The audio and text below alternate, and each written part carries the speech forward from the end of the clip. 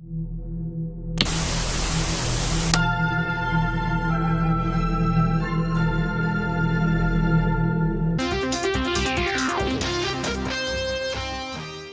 in the 1980s, Channel 4 commissioned 6 episodes of a medical drama horror show titled Darkplace. The magnum opus from creator Garth Marenghi, author, dreamweaver, visionary, plus actor. The sand turned red. This was because she was bleeding on it. Blood. Ruby red blood. Her blood. Blood. And piss and shit. This was the worst day of her life. In our modern, post-ironic world, a new genre rose to prominence.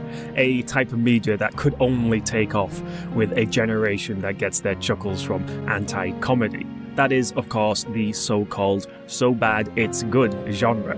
From The Room to Neil Breen, there's something endearing about a creator making an earnest effort to make something special and missing the mark. I can't believe you committed suicide. I cannot believe you committed suicide.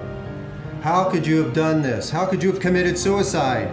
It's that element, the Ed Wood of it all, that makes the genre, if it even can be called one. It's the very heart of its appeal.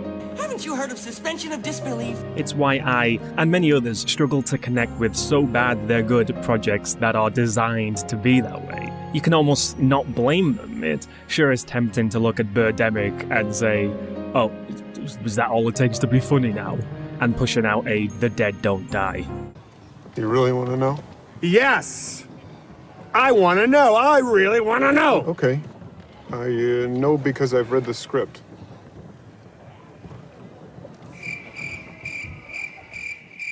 It's why Wiseau could never make another The Room. He's too self-aware now of why people liked it. All of his work since, wherein he's trying to be funny, have just fallen flat. There's not that sincerity that's needed for the comedy to land.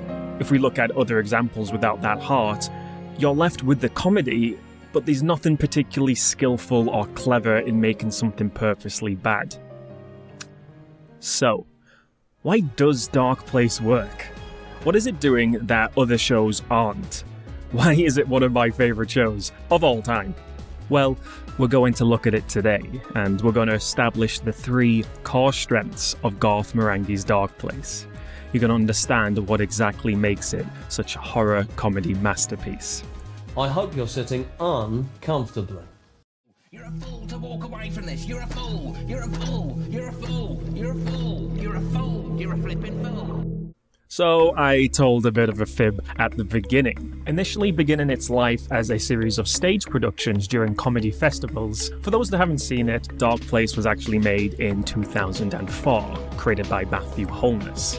A backhanded love letter to horror, the show's conceit is that of a Stephen King-esque author, Garth Marenghi, and his ill-fated 80s TV project that never aired. Now, years later, he's presenting the episodes as if they were masterworks being dusted off for a new audience.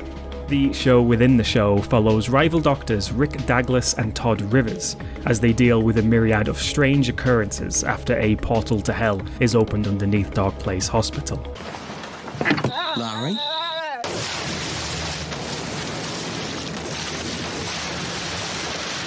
Alongside them are the psychically inclined, newly qualified Liz. I aced every semester and I got an A. And head of hospital Thornton Reed. Just given a powerhouse of a performance. Bye. Good gravy. A small bunch of objects are flying of their own accord in E-Wing. And apparently more objects are heading this way. Goodbye. So by now you may have picked up on the fact that this show within a show is just complete garbage. But it's garbage in the best possible way.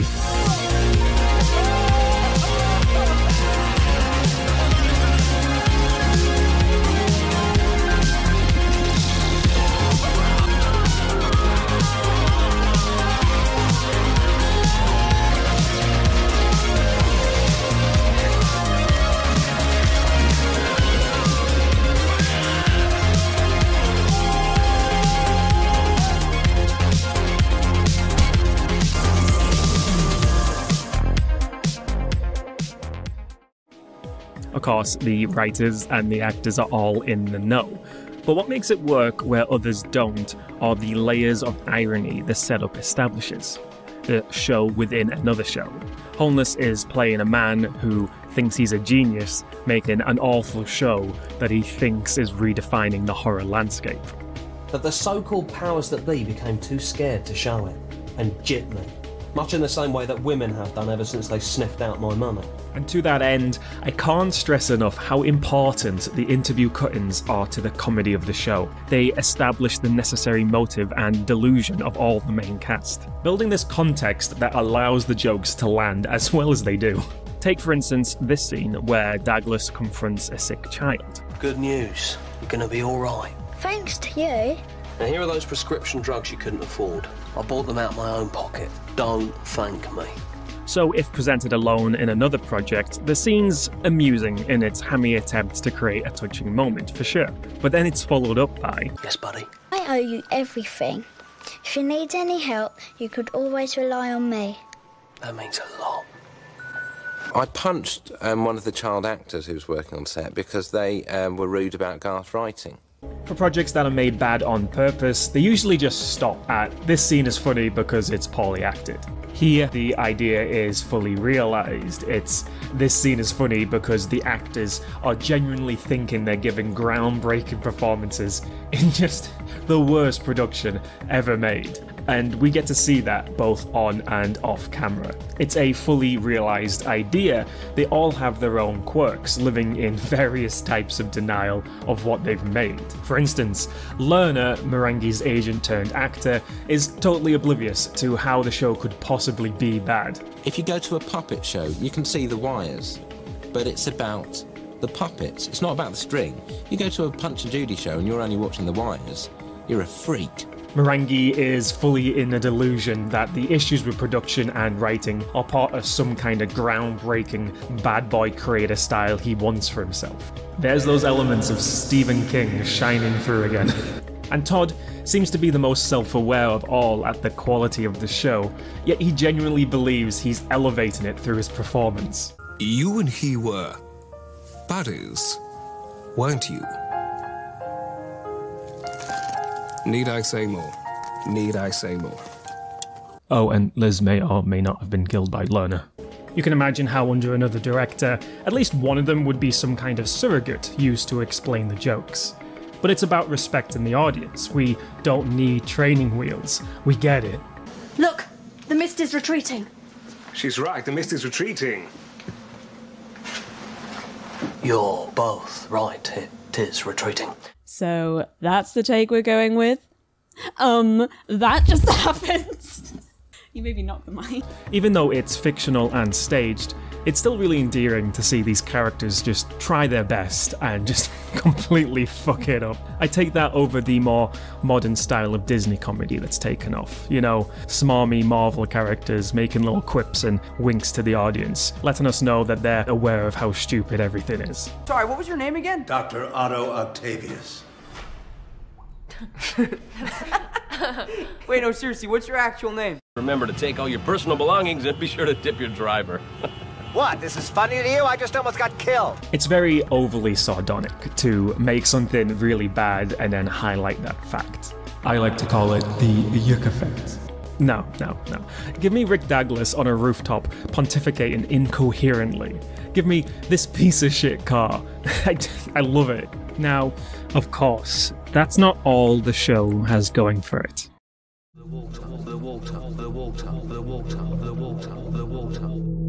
I still haven't had a glass of water.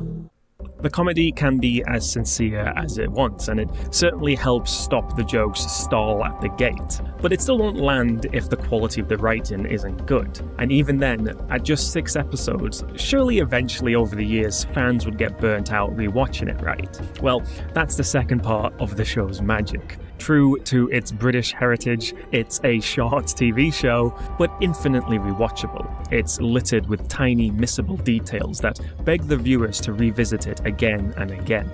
For instance, it wasn't until my second viewing that I noticed this fire extinguisher bounce as it lands in the background. and it wasn't until rewatching the series for the script that I noticed Douglas walking off the set instead of using the door. The show also embeds the jokes into the production, not just obvious on-screen acting flubs. Whether it's the wonderfully inconsistent audio mixing... Well, we can start by burning what's left of the body. Get lost. Cool it, Sanchez, or you'll get a knuckle supper. Or this character, who's never once correctly framed. When I think about my other favourite comedies like The Venture Brothers, being able to build a new appreciation upon rewatching is a very important, rewarding factor in giving a show a long life. The Simpsons famously used to do this back in the 90s, adding in small missable jokes that only rewatchers would be able to catch in the forgotten time before rewinding or streaming. You work it in the room, and then you go back and you work on it again, and then the room breaks it apart and works on it again. Now, of course, Darkplace isn't a parody of Johnny Quest cartoons or 90s family life. It has its own well of inspiration, its own striking identity. The door. Sanch, open the door. Open the door, Sanch. Beneath its skyline's tattered shards lay a million broken dreams. This is good. I've misjudged the genre like so many. So, I'm aware my content can kind of be a bit of a crapshoot in terms of theming. I think you could say overall there's a bit of a horror-adjacent thing going on. Kinda. Fact is, I have a love for the genre. There's a reason I started with a video on my beloved misunderstood Candyman. Oh no, what do they do to you? And I think the last ingredient of what makes the show so good is the creator Matthew Holness's similar passion and understanding of the genre. I've mentioned Stephen King before, and that's because Holness taps into a very specific era of horror to parody. That period in the 80s where horror was contradictorily at its most trashiest, yet also weirdly being hailed as being at its peak intellectually. You serious? Don't make me mention again what happens in this book. I don't want to remember. That's the world Darkplace lives in. The TV adaptations of It are Tommyknockers. Cheaply made, lowbrow horror that we can all enjoy in a kind of self-indulgent way. Actors going ham, bad special effects, and truly bizarre plot lines on this grandiose scale. It's also a unique type of horror to lampoon. I can't be the only one who's tired of the endless slasher parodies. There are other types to mine. You're black! I'm gay! We are so dead! Oh, I guess we've officially run out of tropes to mock and are just making up new ones now. The series makes several allusions to the trappings of the time, from the infamous satanic panic to psychic powers just being a thing that exists, I guess, to poorly conceived, counterintuitive political messages. I make my own rules up, okay? If I want to start a sentence with a full stop, I will. If I want to highlight social prejudice, I will, but I'll do it my way. And sometimes you actually have to be a bigot in order to bring down bigger bigots. My aunt lives in Scotland. She says it's quite nice. Well, she's wrong.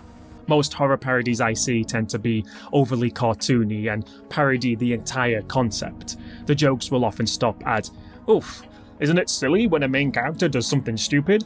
What if the killer was a bit silly?" Or just, giving up and outright stating the trope out loud because the writer is lazy. I'm gay! The fact that Holness has an open love for 80s horror allows him to really tear it apart knowingly, unlike, most horror parodies.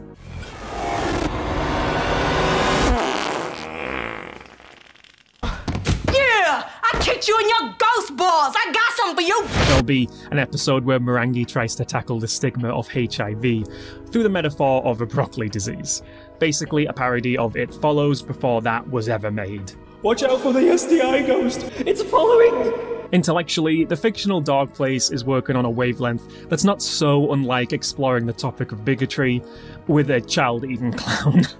Why is it so mean? That's great. I love it. And sure, there may be an argument to be made that the jokes will be lost on those unaware of the style and tropes being mocked. It may behoove the show to go broader with its 80s parody. Is it worth sacrificing quality for accessibility? Scream versus Scary Movie 5. All I know is the style may appeal more to a niche of people, but that niche just loves the hell out of it. You know, it frightens me how many novels of terror I've written. From Garth Marenghi, who brought you Slicer, Slasher, Ripper, and many more, comes Garth Marenghi's The Oeuvre.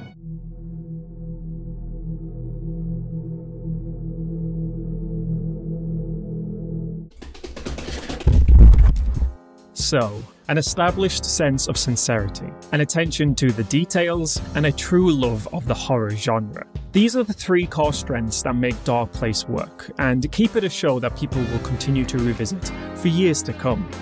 Now, from what I can gather, the series wasn't hated, but it also didn't make a big splash when it first aired. I think, buried under so many niche appeals, it was a series simply too ahead of its time to be appreciated in the 2000s. So I don't know whether it was the studio not wishing to continue, or just the creators feeling like they had done all they wanted, but there was no season 2. Instead, there was a spin-off created based on Dean Lerner getting a talk show. Don't, whatever you do, go in that corner. No, it's alright, don't, it's just we've got a lamp there. Definitely an interesting idea, and still trying to maintain that sense of earnest character comedy, but just not one I feel landed. In the intervening years, Darkplace slowly built up its audience as it was rediscovered, not unlike the show within the show itself. I think its time on Adult Swim definitely helped a lot in that regard, considering the rest of that channel's catalogue. Over the years, we've seen it basically go from entirely unknown, to cult classic, to a staple of Channel 4's advertising, and spawning many, many memes. I know writers who use subtext, and they're all cowards. As for the main players, the trio all went on to pretty successful careers. Richard Ayoade and Matthew Berry found fame in IT Crowd and Toast of London, among other projects. Can you call the fire brigade or someone? Yeah, thank you, Stephen. I'm buried alive! Matthew Holness would mostly stay behind the scenes, popping up in Toast of London. You think I'm jerking around? Back, and directing The Horrifying Possum in 2018, a non-comedic horror film inspired by the vibe of 80s safety videos.